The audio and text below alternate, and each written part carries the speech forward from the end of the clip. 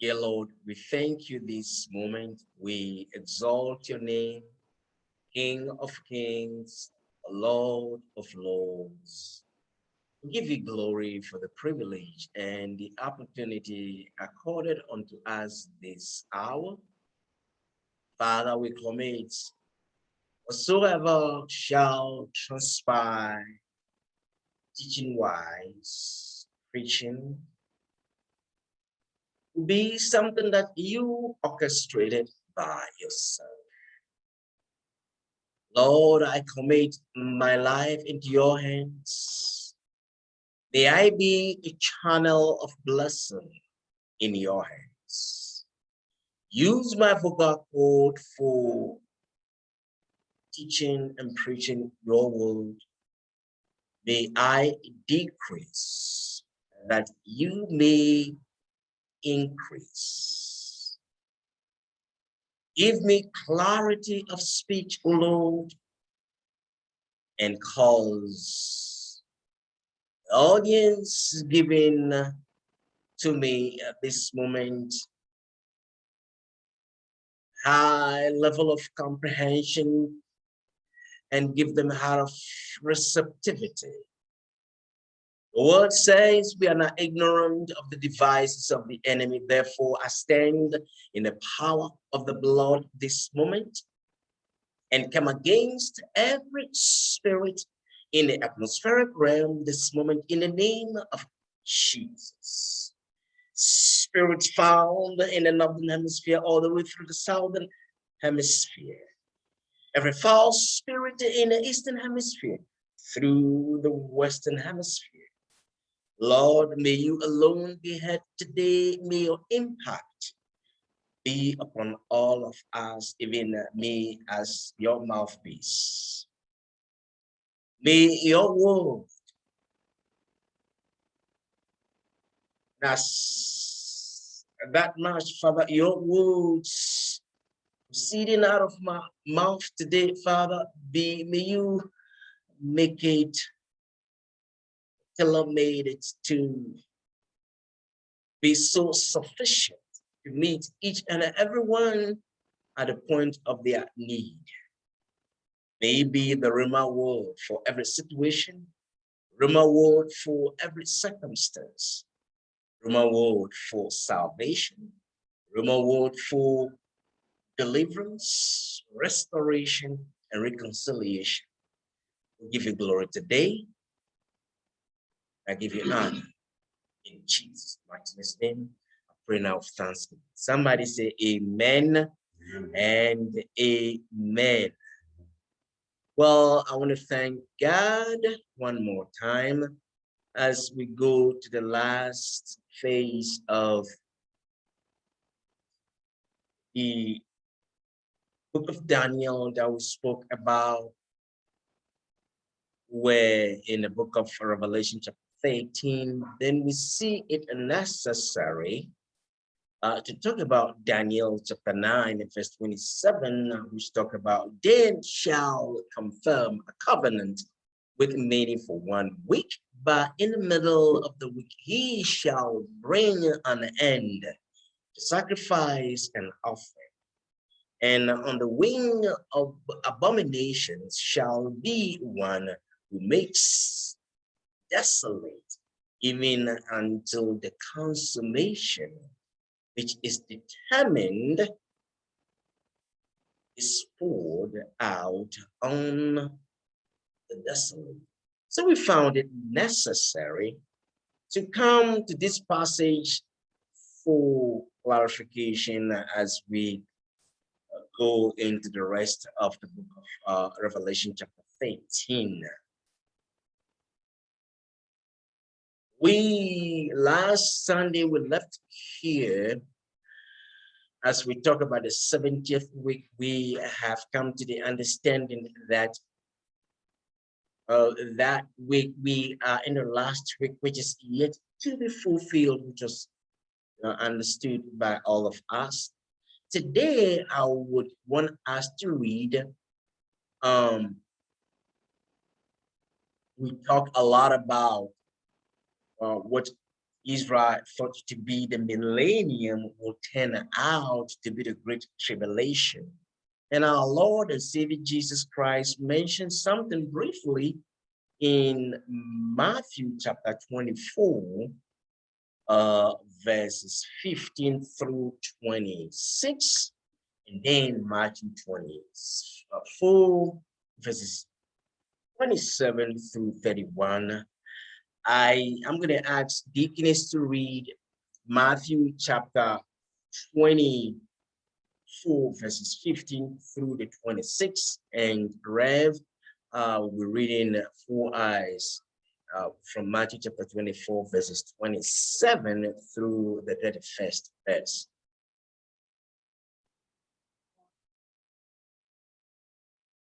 Make sure you're on mute. Matthew 24, starting at verse 15. Therefore, when you see the abomination of desolation spoken of by Daniel, the prophet, standing in the holy place, whoever reads this, let him understand. Then let those who are in Judea flee to the mountains. Let him who is on the housetop not go down to take anything out of his house. And let him who is in the field not go back to get his clothes. But woe to those who are pregnant and to those who are nursing babies in those days. And pray that your flight may not be in the winter or on the Sabbath. For then there will be great tribulation, such as has not been since the beginning of the world until this time. No, nor ever shall be. And unless those days be shortened, no flesh would be saved. But for the elect's sake, those days will be shortened. Then if anyone says to you, look, here is the Christ, or there, do not believe it. For false Christs and false prophets will arise and show great signs and wonders to deceive, if possible, even the elect. See, I have told you beforehand. Keep going. Yeah, that's finished. Beforehand. Therefore, if they say to you, look, he is in the desert, do not go out, or look, he is in the inner rooms, do not believe it. So Rev will pick it up from 27 to 31. For as the lightning comes from the east and flashes as far as the west, so will the coming of the Son of Man be. Wherever the carcass is, there the vultures will gather. 29. Immediately after the distress of those days, the sun will be darkened, and the moon will not shed its light. The stars will fall from the sky, and the powers of the heavens will be shaken. Then the sign of the Son of Man will appear in the sky, and then all the people of the earth will mourn, and they will see the Son of Man coming on a cloud of heaven, and power and great glory. He will send out his angels with a loud trumpet, and they will gather his elect from the four winds, from one end of the sky to the other. Amen. So when we looked at this last time about, we spoke a great deal of what the Lord was saying here. The Israelites thought this to be the millennium when we talk about the abomination of desolation, which is what the Lord is spoken to about here. They were thinking about this is going to be the millennium. This is why I believe a lot of folks still, gravitate towards victory, or it's going to happen while it's easier. But that is what they were thinking. So the Lord is addressing this particular one here, because when you guys remember, we read something in Daniel chapter 24 about the 72 weeks are determined for your people, for your holy city to finish the transgression, to make an end of sins, to make reconciliation for iniquity, to bring in everlasting righteousness, to seal up vision and prophecy, and to anoint the Holy One. Know therefore and understand that from the going forth of the command to restore and build Jerusalem unto Messiah, the Prince, there shall be 70 weeks and 62 weeks. The street shall be built again and the wall, even in the troubled time. So we spoke about this, and we came to verse 27 of Daniel chapter 9, and where desolation was spoken of. The Jews thought that this was going to be in the millennium. The elect, especially mentioned there, is referring to the Israelites, though. Yeah, though sometimes we can find ourselves in about that's particular referring to the elect, the Israelites. So that is what the Lord is referring to here, and He's warning them. Now, when that time comes, do not be deceived. And also remember that when Jesus was speaking these words, He had to speak at a time they can understand Him. If Jesus was saying the same words today we don't have, in those days when the buildings are built, today we may call them balconies. Okay, there's a housetop. You can, where David was that time, yeah, that's exactly, you'll be walking like on top of the roof, walking about. That is how it was. Today, we have similar things, but not as it was then. But then, when He was speaking to them, we were talking about how Jesus rode on a new donkey. If it was today, because at that time, the means of transportation were donkey, animals. That was a means of common and popular transportation. If Jesus were to be here today, he'll be riding on donkey. We don't ride on donkeys anymore. We use horses and others for amusement, for pleasure, but not as common means of transportation. So if Jesus were to be saying what He said then today, we use different means, same message for us to understand.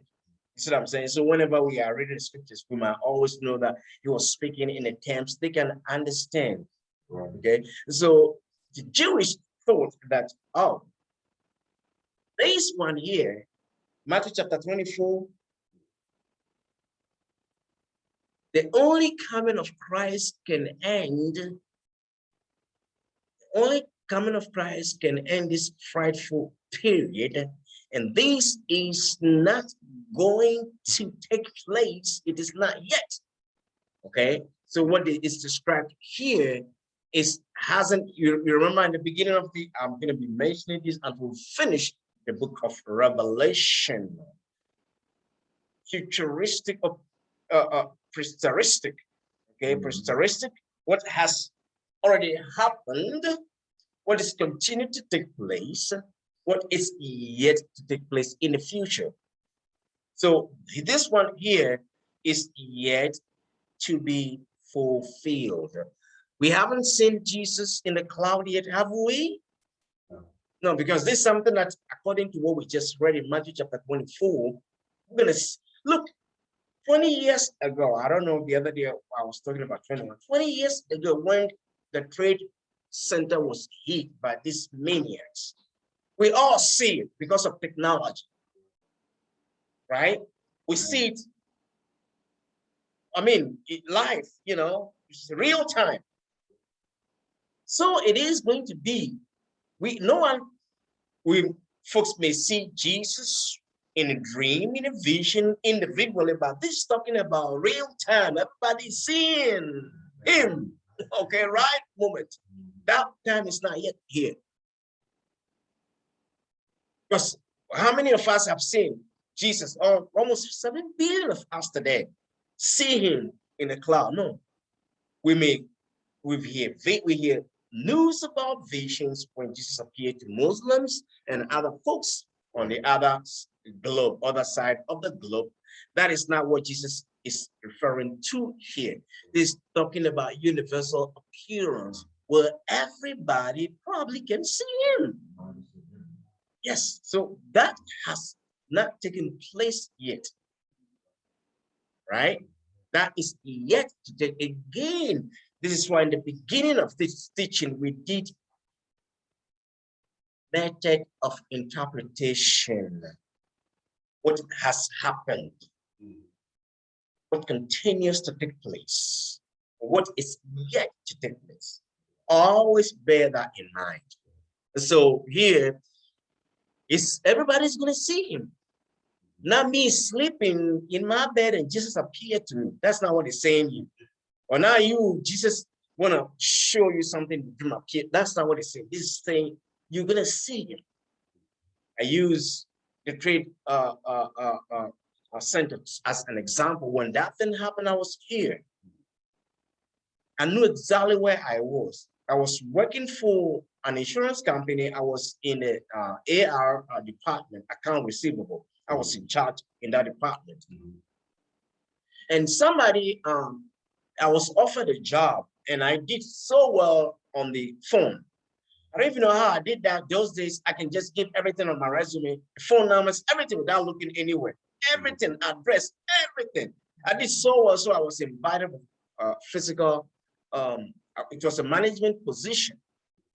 So I left my office and I went, and I didn't take it because it was food, it was fast food, but I was going to manage. I'm like, I don't like cooking, I don't want to stay in this, so I didn't take it. So I left. I was hired, but I didn't like it.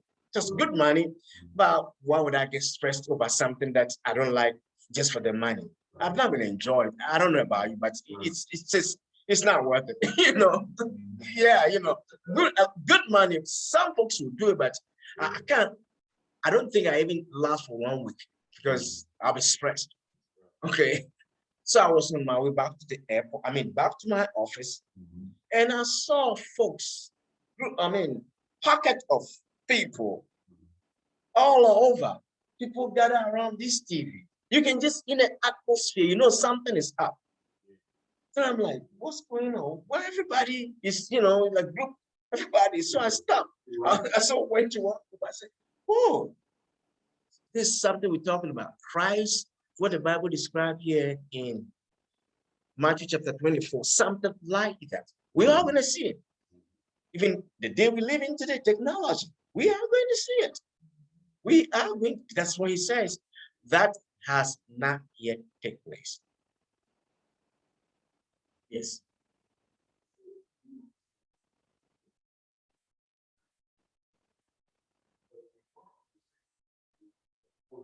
Yeah, if they see him, we're gonna see him too. Yeah. If they are seeing him, yeah. Yeah, if we come, we're gonna see him. No, at that time, remember, I said we're gonna meet him in the air, right? So he didn't mention it here, but he said he'll be in the air. He'll be the verse 20.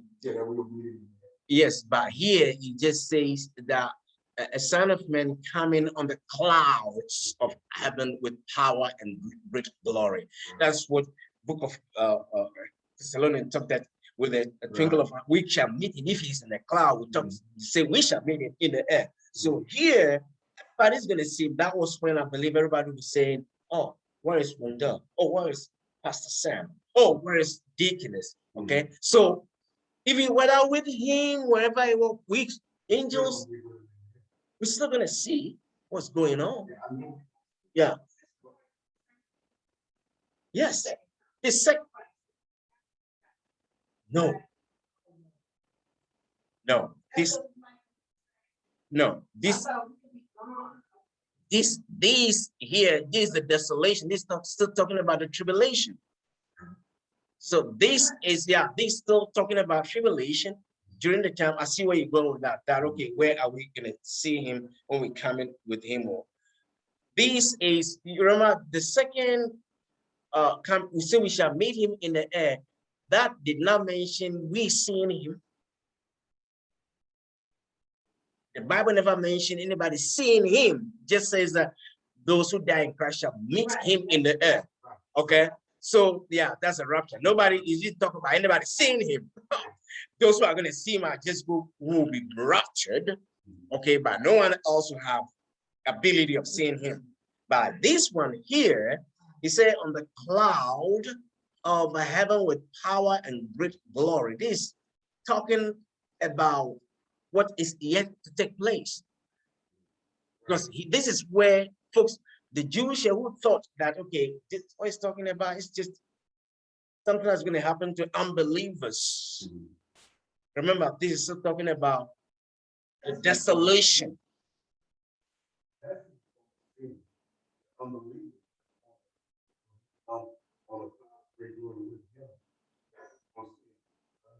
Yeah, that is where this it did not complete when it says verse 31 says, and he will send his angels with a great sound of a trumpet, and they shall gather together his elect from the four winds, from the end of heaven to the other side. This here, according to everything that we study, this has nothing to do with the rapture itself, but also it did not also talk about coming to establish the millennium kingdom here yet.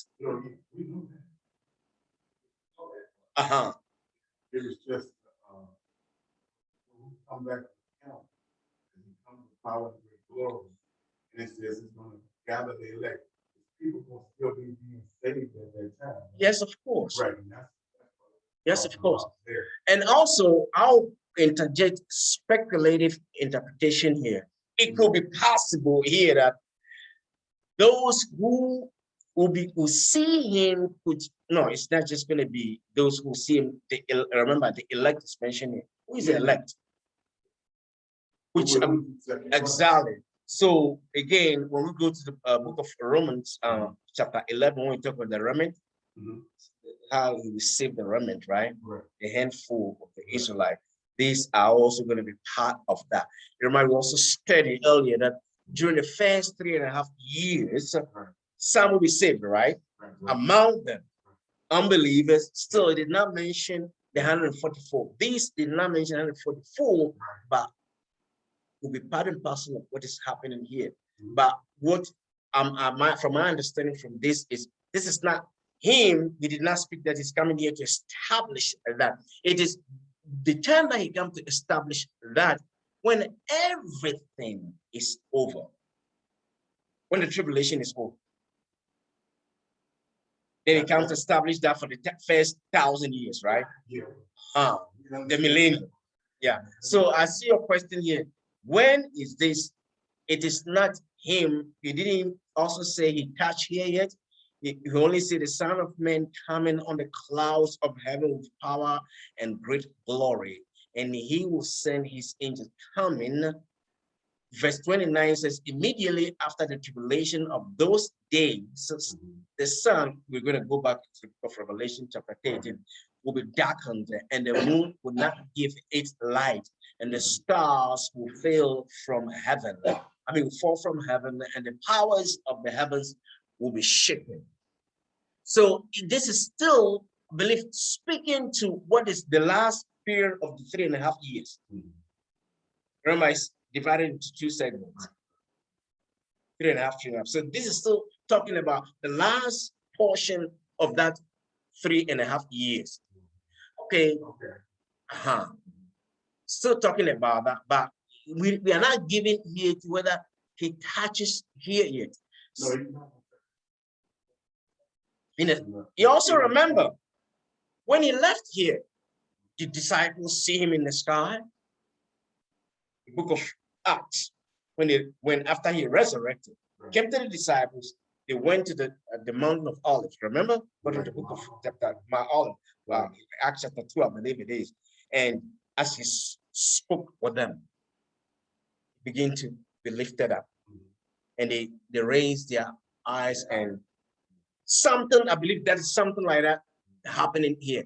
But I also believe that the elect here, since they are the elect, do have the ability to see whatever is happening. Also remember, when he resurrected, the Bible says in the book of Corinthians that there were more than 500 people that saw him. Okay, that saw him. Why only 500?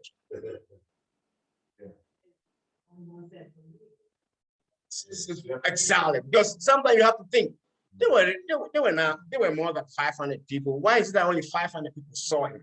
You see what I'm saying? So similar thing here. Sometimes we have to use, so we are not just hearing somebody tell us, but we have to. Do that make sense?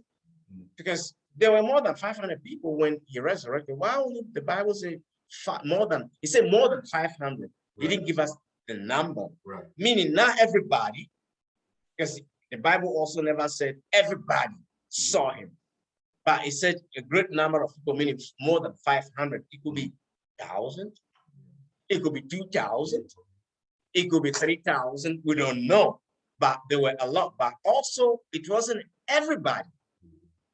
I said, okay, there were more than 50 people. Maybe I'm talking about in a crowd of 3,000. Then I can say more than 50 people, meaning I am not, resting on 1,000 exactly, but it is not the entire crowd. You see what I'm saying? I'm not referring to the entire crowd, but it's more than 50 people. Say that the more than 50 people who accepted him as Savior. We could, yes. No, if you want to, have you ever, Moses, also remember, did Moses see the line? Did he take Moses to the line? No, but he allowed him to see it. So that's the point I'm trying to bring in. For the fact that they did not believe, does that mean that he's not make them see him? Right. But it's like you can see him, but you're not coming because you're not part of it. So that is me thinking that way, because scripture interprets scripture. That's because to see for unbelievers and not participate, that alone is torture. That right there, yes, that right there, that right there is something else. But in that situation, is it too late for him to say, well, during that time, it could be, because you remember that was the last 3.5 years that some folks are still being saved through the tribulation, right? But again, how many times you and I preach the gospel to folks? They tell you in your face, I know, but I'm not believing. I meet people like that. I meet people like that. Say, hey, I know what you're talking about.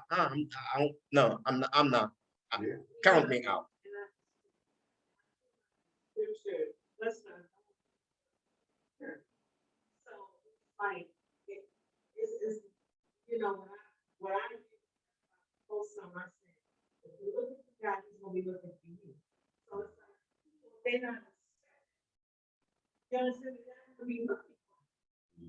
You know what I'm saying? Yeah, those the Bible mentioned to what you brought in, I believe coming from the book of Peter, or one of the books, is speaking to those who are expecting him. Yeah.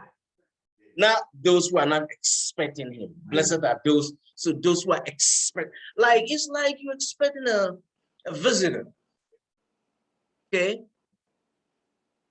You prepare, you have a very lunch, you cook, somebody's visiting you, you cook meal, you're looking forward to the individual to step in. And then you hear the door. No. So here he comes. You are blessed, you are full of joy because he comes. So I'll be sitting here, I'm not expecting anybody. I don't even know enter your house. So it is only you. So I look at that from those who are expecting him. He's talking about those who are watching in expectancy, not those who are not expecting him, which will boil down to those who are saved. So if you're not saved, You're not looking forward to his coming. You don't care whether he comes or not. You don't care, you know. But it is only when you are saved that you'll be looking forward to him, to his coming. So that is what that passage is referring to. And again, Bible, as again, some folks want to tell you they understand everything. No, that is not true. Me, I come to a point where the Bible did not go further. I stopped. All right. If it didn't give me further understanding into that, if I can't find any passage to support, I stop. I'm not going to put in anything that I think the way it should be. I'm not, you got my point? Now, we're going to go back to Netflix. Okay. For the father, the Bible says the sons of God are all of a sudden, even from the church fathers, equate that to mean, oh, so angels coming to have sex with humans. No, that's the Bible never says so. Right. If the Bible is clear about Proverbs chapter 5, verse 18, about the wife, what is he hiding here? What is it? Nothing. What is he hiding? If it is the angel, what is he hiding from us? I mean, that is how I understand the Bible. If the Bible is clear and can give us graphic things that when you want to watch a movie, they say, oh, this, PG-13, all right? Warning you that, okay, the lad is under 13, blah, blah, what? No, God didn't give us PG-13. If that is what it is, you have some of this graphic stuff in the Bible for us. So me, I see some of these things from that perspective. So a similar thing here. This is not clear cut that, okay, he's coming down, he's bringing down the millennium. It's not clear cut for me to just go deep into that. I may sound deep, can I do it? But as the scripture says that.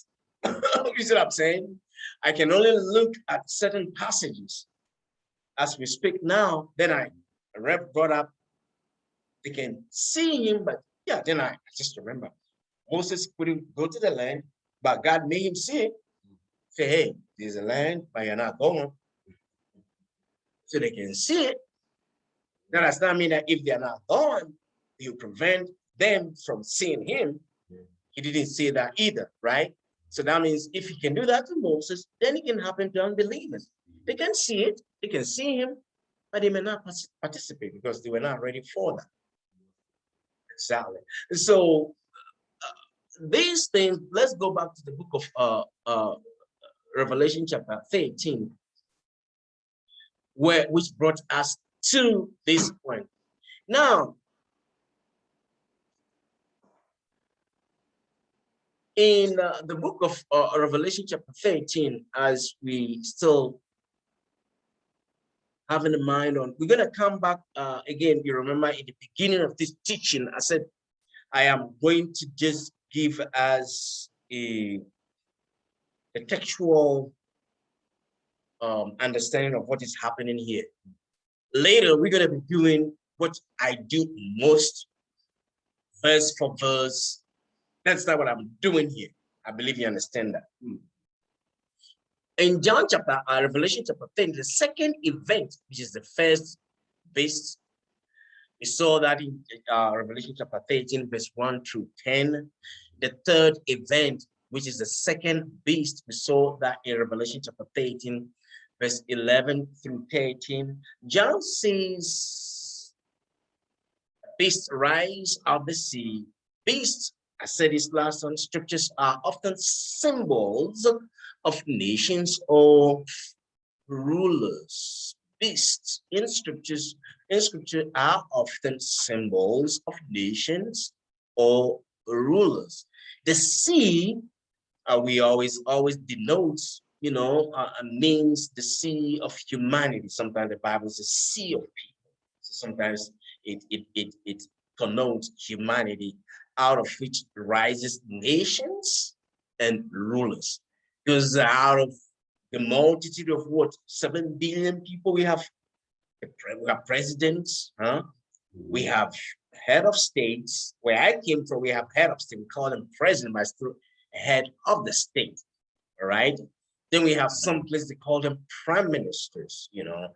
In London, for instance, prime minister. London, I believe that Canada, prime minister. So the sea here probably means the sea of humanity out of which rise the nations and rulers. The beast has 7 heads and 10 horns. So some think the symbolism of the heads means that they came one at a time in succession.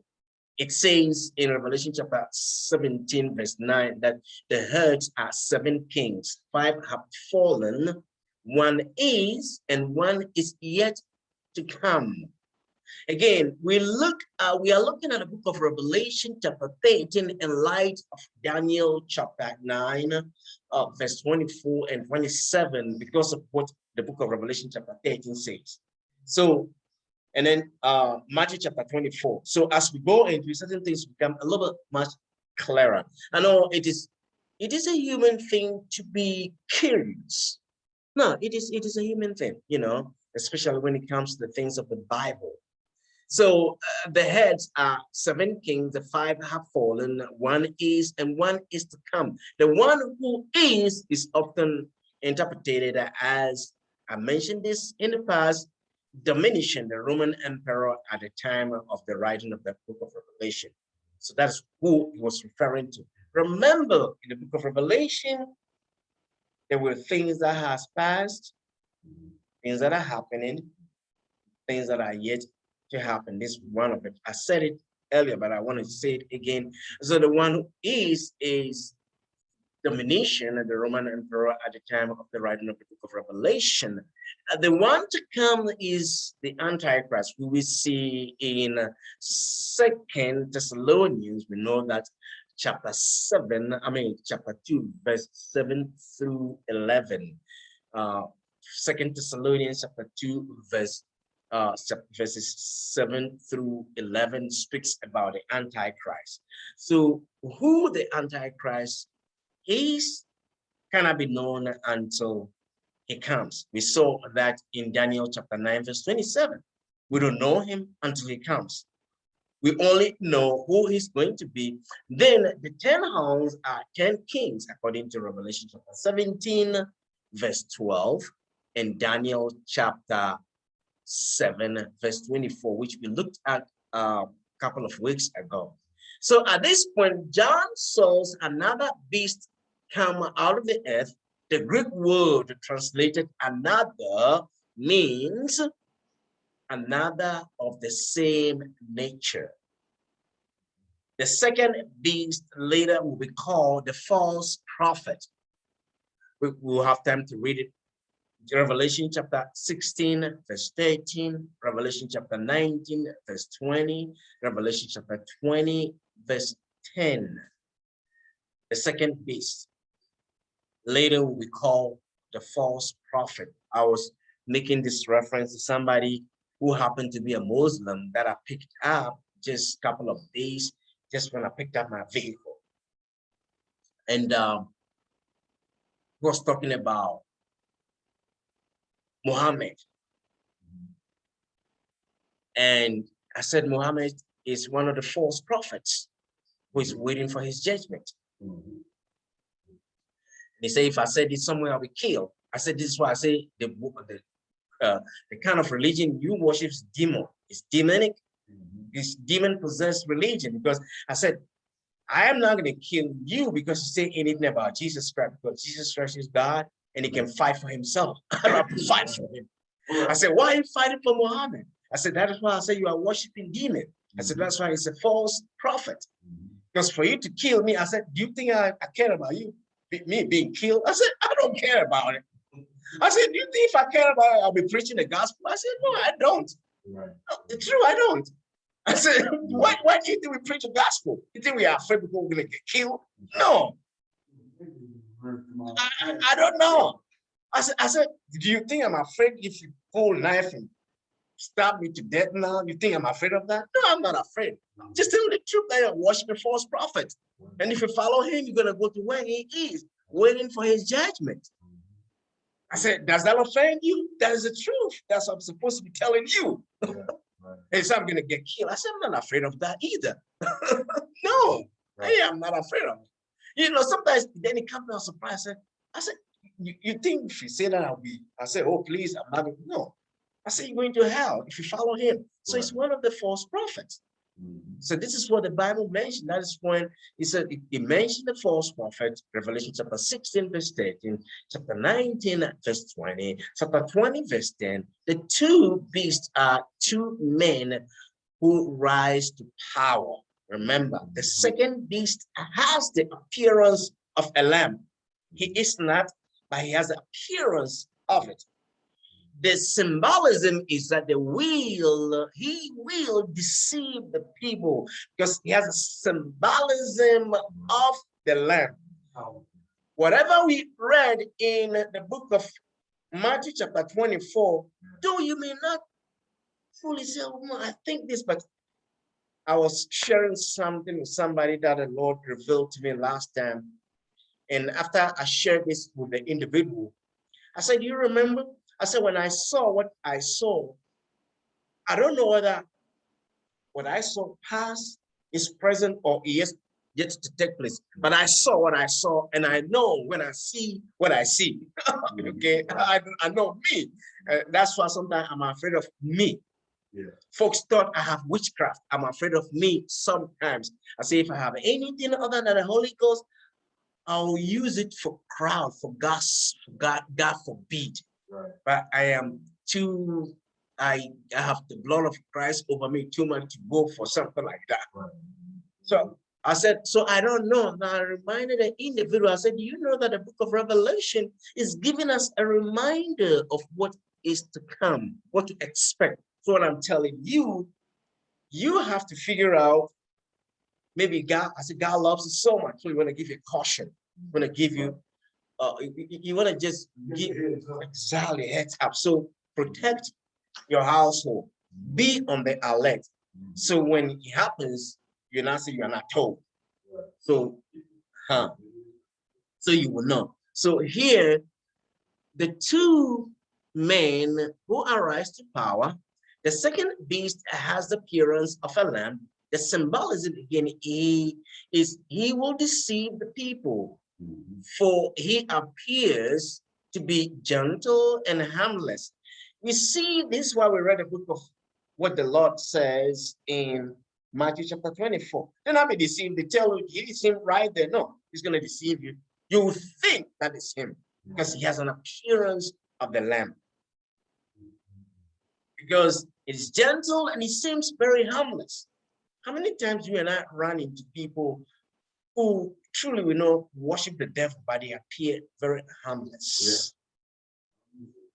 And everything they tell you until they start speaking with you, you realize, oh, is that what you are worshiping?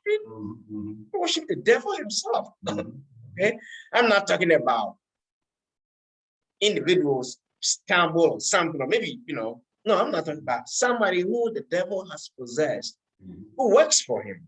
He appears humble and harmless. Oh, yes. It's a good example.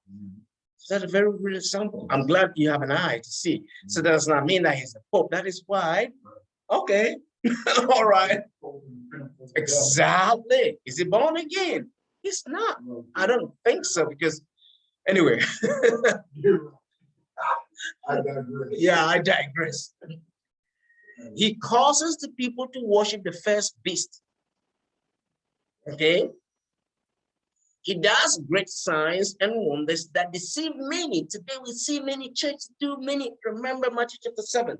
Not everyone who says to me, Lord, Lord, shall see the kingdom of God.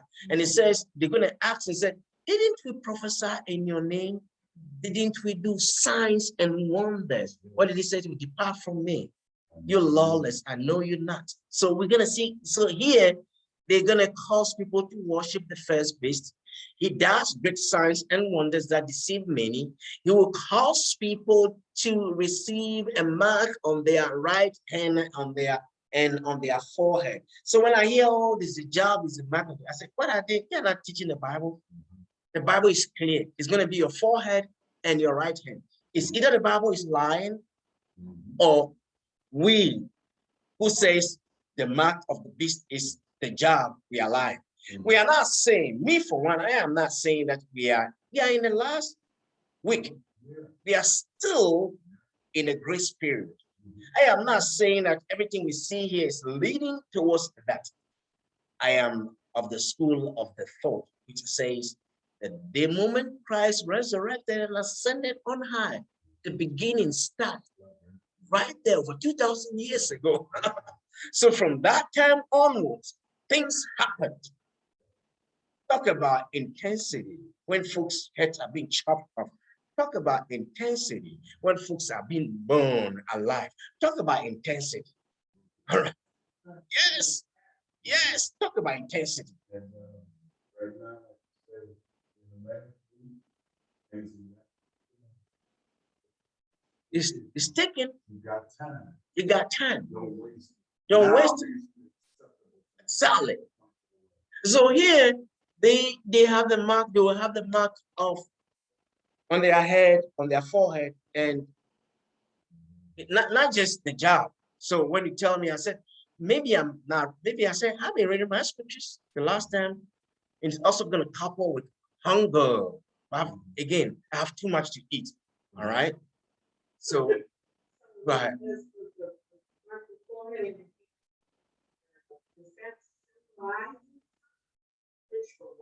That's what it says. That's gonna be, this is gonna be, yeah, this one of the literal interpretation of that. It's a mark. It's one of the literal interpretation of that. It's not a metaphor. It's a literal, real deal. You're gonna have it, or you're not gonna be able to buy or sell. It's gonna be either on your forehead or on your right arm, not the left. The Bible is very specific. So this is one of the literal interpretation of this. This cannot be interpreted in metaphorically or in allegorical interpretation. It has to be literal, real. Because it said the forehead. So when we read the book of Revelation chapter 13, so we shall receive the people, deceive many, you receive mark on their right hand and on their forehead. This mark is necessary for them to buy. You see the book of Revelation, to buy or sell. It is necessary. Yeah, today you hear folks say, okay, if you don't have a job, you can't go to work, you can't fly, but still, that is not what the Bible is talking about. Yeah, is it leading to something worse? Oh yes, of course. No, no. I mentioned to you guys some time ago that those of us who travel internationally, there is a job out there that if you're traveling internationally, you can't fly unless you have, it's called yellow card. You have to have that injection. Right. I know that, like when you go to see, but like when the president is mandated. No, that's a mandate. Oh, no, yes, right now, my job, they're gonna tell me, or you're out. Still, it's not a mark of the beast. Yeah, yeah, but yeah, even when kids go to school, they have to get back. yeah, but yeah, but they're gonna fight this. Remember, this America. Yes, this is America. So they're not gonna win. If he knows the law, he knows the law, but he don't care. But see, here's the thing. All this is a foreshadow of what's coming. Yes. You know, and I was telling deacons and I tell everybody else to say, you know what? We better get to like things are going in reverse now. Yeah. We better go back to planting and growing our own food. We better start learning how to build our own thing. Yeah. Because if not, then you're gonna have to depend on them. Yeah. You have to go and buy some that is you have to buy food. that is the point. They want you to make you dependent. That's the point. Yes. Yep. You know it's not. But It's like, okay, well, we trust. Okay, we gotta be so when he presents something. Yeah. Okay, Yeah. Getting people to trust and yeah, on the government. So it's all plan of the devil. Anyway, we all know that it's all plan of the devil. And is it leading to what we're all talking about here? Yes, of course. But is it the real deal? As a no? That, I guess that's my point. That's the point I'm making. That's the real deal yet. Okay. But is it leading us? Yes, of course. Does it look as if it's much more closer than before? Yes, of course. Okay. But looking at the Bible, what the Bible says, we cannot also divorce ourselves from the Bible, from what it says when it comes to these things. Also remember that it's America, it's not China, this not Venezuela, this not Cuba, this not Iran. So those places they can't fight anything. Over here, they're gonna fight you. So the government is gonna do his best to demand the individual from individual jobs are also gonna be fighting. Trust me. Yes. Yeah. Yes. Leading to that right now.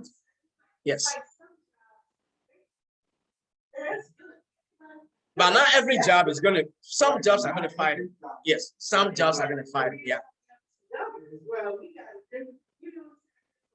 No, even the governors don't have that. Governors, look at Florida, for instance, the governors still, because of freedom of speech and freedom to gather and all that, the First and Second Amendment, the governors still, if they are still governors, they still have to allow individual determination, allow individual decision making, that you don't have to force. There are certain things that the state will do, even that you still leave it up to the individuals. That is why I said, yeah, everyone is going to try it, but there are some companies who are going to fight this. It isn't every company that's going to just comply and give into it. But again, as we talk about this is still leading. We are, even before all this, we are still in a grace period. You're still in a grace age. Readiness, readiness, readiness. Then I'll give you the last one. We take the communion. We talk about the symbolism. Something I want to bring to your attention before we take the communion, because it's 1 o'clock already, is that this mark, again, is necessary for them to buy and sell. This is like being branded. Okay, at this time of it's been at this time of John, it signified ownership during John's time. The slaves. There was something happening similar. That's right. Okay, similar branding. Even when you look at 400 years slavery here. Okay, slavery was I brought this to somebody's attention. Very intelligent individual. I said, go back to your history. The entire first world in the first century was slavery. See, I'm from Africa. The house I'm from, we have slaves that are no longer slaves. But my grandfather tells me that these families are the slaves that were serving this family. But they since gone. But parents will tell you, me, black men from Africa, okay. So at that time, was slavery good? No. But that's what's happening. So I said, it wasn't unique to America, okay. Was it right? No. But it was happening all over. So in John's time, even this signified ownership and was a way to identify slaves. Even when John was writing, something similar was happening.